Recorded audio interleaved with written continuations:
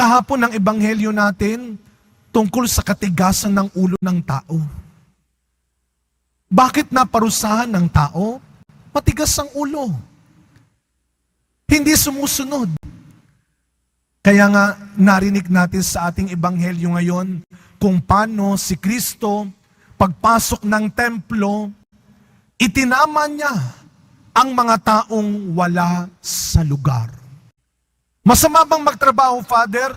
Of course not. Masama po bang maghanap buhay? Hindi. Ano ang masama?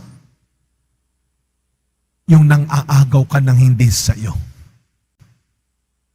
Nasa loob ka na ng simbahan, trabaho pa rin pinag-uusapan nyo. Nasa loob ka na ng simbahan, kismis pa rin ang inaatupag natin. Hindi ito lugar para dyan. Napakaliwanag ng sinabi ni Kristo. Huwag niyong gawing palengke ang bahay ng aking Ama.